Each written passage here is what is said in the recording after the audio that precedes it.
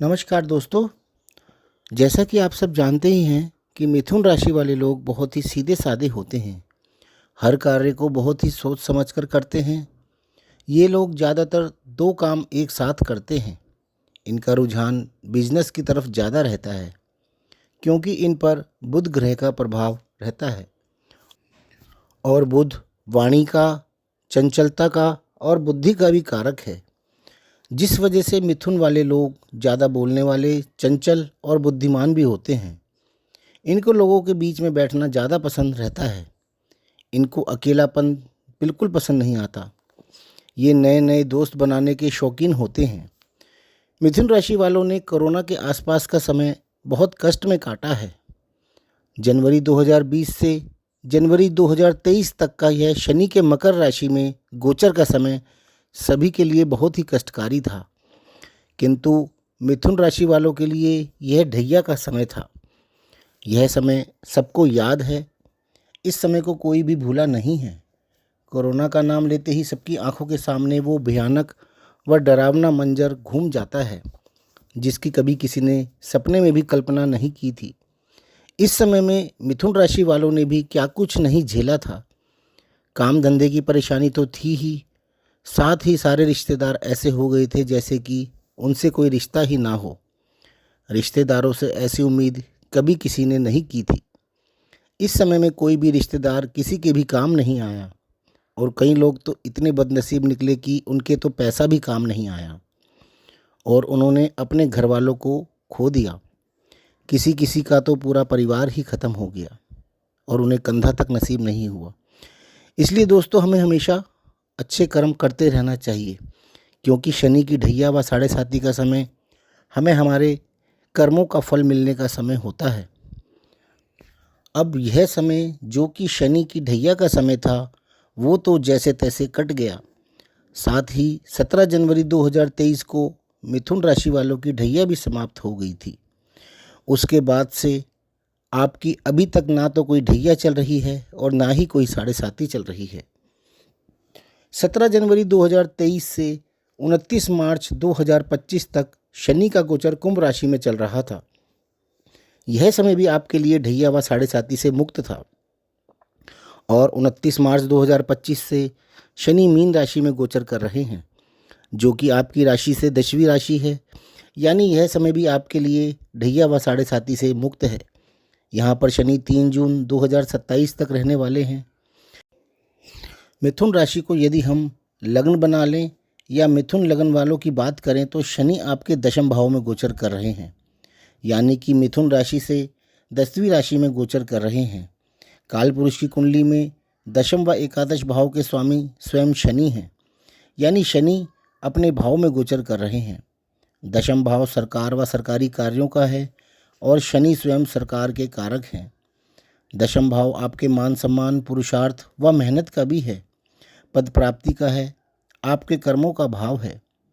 शनि स्वयं इस भाव को कंट्रोल कर रहे हैं तो सरकारी कार्य होने के चांसेस तो आपके बहुत ज़्यादा रहेंगे। पद प्राप्ति होने के और मान सम्मान बढ़ने के भी योग बनेंगे। प्रमोशन होने के भी बहुत अधिक चांसेस रहेंगे। शनि यहाँ से 3 भावों को भी दृष्ट करेंगे जिनका फल भी शनि इस समय में आपको अवश्य प्रदान करेंगे। एक तो द्वादश भाव, दूसरा चतुर्थ भाव और तीसरा सप्तम भाव। यानी इस समय में आपके विदेश यात्रा के योग बनेंगे। मकान, वाहन व अन्य प्रॉपर्टी खरीदने के भी आपके योग बनेंगे। अपने सुख साधनों पर भी आप खर्चा करेंगे। विवाह के तथा पद प्राप्ति के भी योग बनेंगे। 3 जून 2027 को शनि आपके दशम भाव से एकादश भाव में गोचर कर जाएंगे। इसका स्वामित्व भी काल पुरुष की कुंडली में शनि के पास ही है। यहाँ पर मेष राशि है। यानी शनि मिथुन राशि से 11वीं राशि में गोचर करेंगे और यहाँ पर शनि 9 अगस्त 2029 तक रहने वाले हैं और यह समय भी आपका ढैया व साढ़े साती से मुक्त है। यानी आपका यह समय भी बहुत ही अच्छा व्यतीत होने वाला है। किंतु 9 अगस्त 2029 को शनि वृष राशि में प्रवेश करेंगे जो कि आपकी राशि से 12वीं राशि है। यानी ये समय आपकी साढ़े साती शुरू होने का समय है। इस समय से करीब 7.5 साल तक यानी शनि के 3 गोचर वृष, मिथुन व कर्क आपकी साढ़े साती का समय रहेगा। 9 अगस्त 2029 से 31 मई 2032 तक शनि वृष राशि में आपकी राशि से 12वें भाव में रहेंगे। इसे साढ़े साती का प्रथम चरण कहते हैं। 31 मई 2032 से 13 जुलाई 2034 तक शनि मिथुन राशि में रहेंगे, जिसे हम साढ़े साती का दूसरा चरण कहते हैं। इसे हम साढ़े साती का पीक टाइम भी बोलते हैं, क्योंकि शनि आपके लग्न या चंद्रमा के ऊपर ही गोचर कर रहे होते हैं। 13 जुलाई 2034 से 27 अगस्त 2036 तक शनि कर्क राशि में आपकी राशि से दूसरी राशि में आ जाएंगे। इसे साढ़े साती का तीसरा चरण यानी उत्तरायण भी कहते हैं। यह चरण पहले 2 चरणों से कुछ हल्का असर दिखाता है और 27 अगस्त 2036 को शनि सिंह राशि में प्रवेश कर जाएंगे और आपकी साढ़े साती खत्म हो जाएगी। अब इन 3 चरणों को थोड़ा अच्छे से समझते हैं। यहाँ पर हम मिथुन राशि व मिथुन लगन दोनों को ही समझ सकते हैं। राशि से या लगन से 12वां भाव यानी खर्चा या विदेश का है, अकेलेपन का है, अर्थात आपको काम के सिलसिले में घर से कहीं दूर जाना पड़ सकता है। यह खर्चे व हॉस्पिटल का भाव भी है, तो आप इस समय में अपनी किसी पुरानी चली आ रही बीमारी से मुक्ति पाने के लिए हॉस्पिटल में एडमिट भी हो सकते हैं और अपना इलाज करवाकर उस बीमारी से मुक्ति भी पा सकते हैं। अब आप इसे दुख समझेंगे या सुख समझेंगे, यह आप पर निर्भर करता है। इस भाव को हम एकांत का भाव भी बोलते हैं। तो इस समय में आपको नौकरी के लिए कहीं परिवार से दूर जाकर अकेले भी रहना पड़ सकता है। हो सकता है कि आपकी जॉब विदेश में कहीं लग जाए, तो एकदम से परिवार के साथ जाकर रहना संभव नहीं हो पाता। कुछ समय तो व्यक्ति को अकेले रहकर ही कार्य करना पड़ता है। दूसरा चरण यानी आपकी चंद्र राशि पर या आपके लगन में शनि का होना है। लगन यानी आपका शरीर। शनि आपसे मेहनत ज़्यादा करवाएंगे।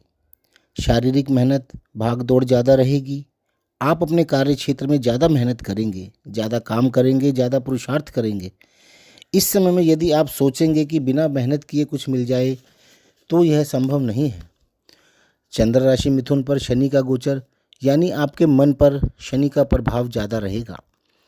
शनि यानी विच्छेद, अकेलापन रहता है।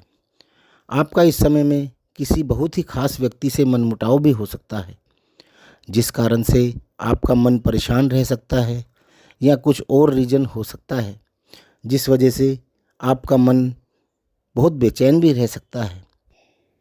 या फिर आप अपने कार्य में इतना व्यस्त रह सकते हैं कि आप अपने खास लोगों को या चाहने वालों को या जो आपको बहुत ज़्यादा चाहते हैं, उसमें परिवार का या अन्य कोई भी सदस्य हो सकता है, उसको ज़्यादा वक्त नहीं दे पाएंगे, जिसका कारण बहुत दूर होना भी हो सकता है, जिस वजह से आपको अपने मन पर बोझ या अकेलापन महसूस हो सकता है। इस समय में आपके मन व शरीर दोनों शनि के प्रभाव में रह सकते हैं। तीसरा चरण चंद्र राशि या लगन से दूसरे भाव में शनि का होना होता है। इस समय में शनि का प्रभाव कम होने लगता है। इसे साढ़े साती की ढलान भी बोलते हैं। यह गोचर आपके द्वितीय भाव में होगा, जिसे हम धन, परिवार व वाणी का भाव बोलते हैं। इस समय में आपके कुटुंब के सदस्य आपसे थोड़े कटे कटे रह सकते हैं। आपके लिए कुछ कटु वचन भी बोल सकते हैं। शनि आपकी वाणी पर गोचर करेंगे तो जाहिर है कि आपकी वाणी कड़वाहट भरी हो सकती है, और कड़वी वाणी वो काम करती है जो हथियार भी नहीं कर पाते। तो कोशिश करके इस समय में आप अपनी वाणी पर ज़्यादा कंट्रोल करें, ताकि आपके परिवार के साथ आपके संबंध बहुत ज़्यादा खराब ना हो। बाकी समय तो अपना खेल खेलकर ही रहता है, किंतु आप इस समय में भगवान का नाम अवश्य लेते रहें और अपने कर्म अच्छे रखने का प्रयास करते रहें। शनि का काम इंसाफ करना होता है। यदि आपके कर्म पहले से ही अच्छे रहे होंगे तो आपका यह साढ़े साती का समय बहुत ही अच्छा जाएगा। यदि आपके कर्म अच्छे नहीं रहे होंगे तो यह समय आपके लिए थोड़ा कठिनाई भरा रह सकता है। इसलिए आप हमेशा यह प्रयास करिए कि आपके हाथ से किसी के लिए गलत ना हो, नाइंसाफ़ी ना हो। आप किसी का हक बिल्कुल ना मारें, क्योंकि अभी तो आप खुश हो जाएंगे, लेकिन उसके बदले आप कितना कुछ खोएंगे आप इसका अंदाज़ा भी नहीं लगा सकते। शनि का इंसाफ बहुत ही ज़्यादा सटीक होता है, इसलिए अच्छा सोचें और अच्छा करें। तो दोस्तों, आपको यदि मेरा यह वीडियो पसंद आए तो इसे लाइक ज़रूर करें और हमें कमेंट करके भी ज़रूर बताएं। और साथ ही हमारे चैनल को आप सब्सक्राइब भी कर लें ताकि आपको हमारे सारे वीडियोज़ का नोटिफिकेशन मिलता रहे। धन्यवाद।